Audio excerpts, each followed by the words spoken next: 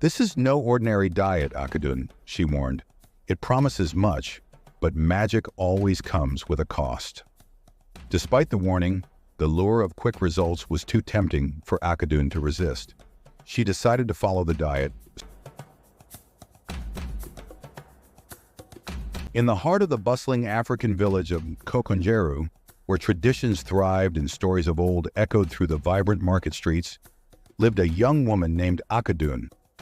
Akadun was known for her intelligence, kindness, and the way her laughter could light up even the gloomiest day.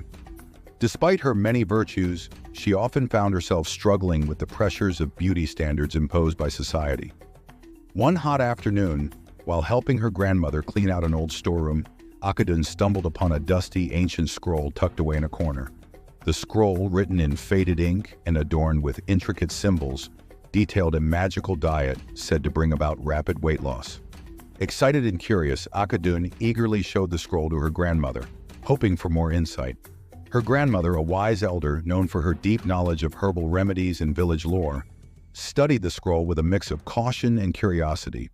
"This is no ordinary diet, Akadun," she warned. "It promises much, but magic always comes with a cost." Despite the warning, the lure of quick results was too tempting for Akadun to resist. She decided to follow the diet, starting with a special blend of herbs and roots described in the scroll. As the days passed, Akadun watched in amazement as the weight seemed to melt away. Her clothes became looser, and she began to fit into the fashionable attire that she had always admired. However, with each pound lost, Akadun felt a strange sensation, a slight emptiness that wasn't physical. At first, she dismissed it as nothing more than hunger or fatigue, but soon the feeling grew stronger and more unsettling.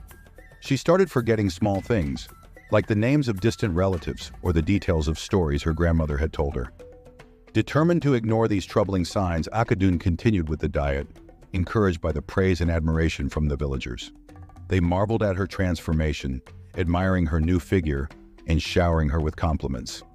Yet amid the adulation, Akadun couldn't shake the growing sense of loss within her. As the weeks went by, the changes in Akadun's memory and personality became more pronounced. She found herself struggling to remember cherished moments from her past and even simple aspects of her daily life.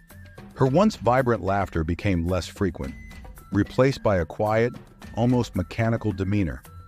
It wasn't long before Akadun realized the full extent of what she had sacrificed for the sake of beauty.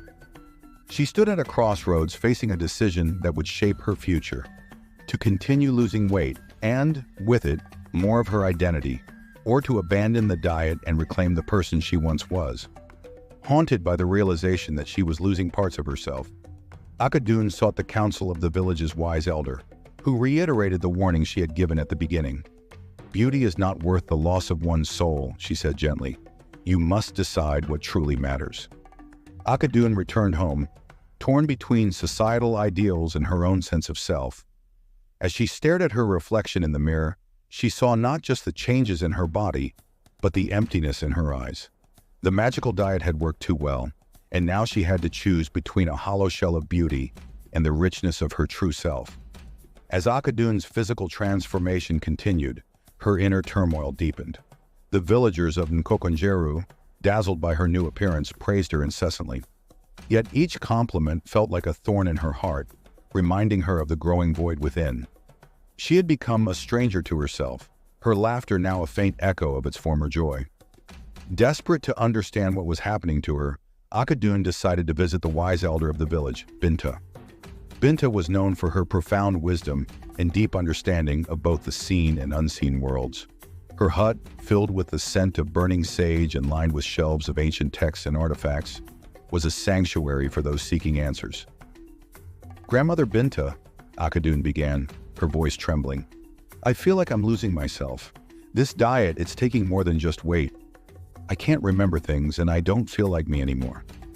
Binta looked at Akadun with kind, knowing eyes.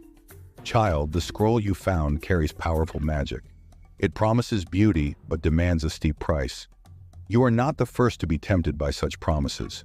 The diet consumes not just your body, but your essence, your memories, your spirit, your very soul."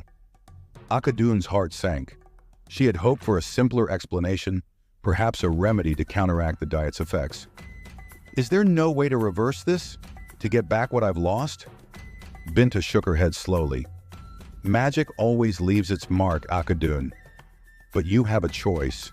You can stop now and reclaim what remains of your true self.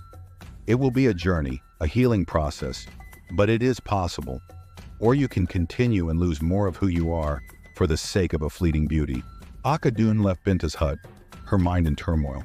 The praise and admiration from the villagers had become addictive, yet each day she felt less and less like herself.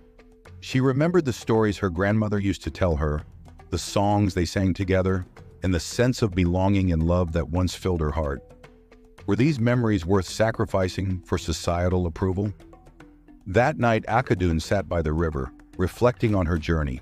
The moonlight danced on the water, creating a serene, almost magical ambience. She thought about the women in her village, strong, beautiful in their unique ways, each carrying the weight of their own stories and struggles. None of them had needed a magical diet to define their worth. A sense of clarity washed over her. She realized that true beauty was not about fitting into a mold, but embracing oneself, flaws and all. Akadun decided then and there to abandon the diet. She would learn to love herself as she was, to reclaim her memories, her laughter, and her identity. The next morning, Akadun gathered the villagers and shared her story. She spoke of the magical diet, its allure, and its devastating cost.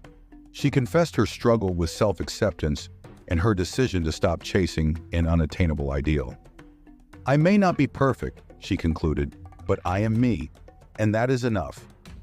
The villagers, moved by her honesty and courage, embraced her. They realized the dangers of imposing rigid beauty standards and celebrated Akadun's bravery in reclaiming her true self. Akadun felt a renewed sense of belonging and self-worth, surrounded by her community's love and support. In the end, Akadun's journey taught her and the entire village a valuable lesson. True beauty comes from within, and self-acceptance is the most powerful magic of all.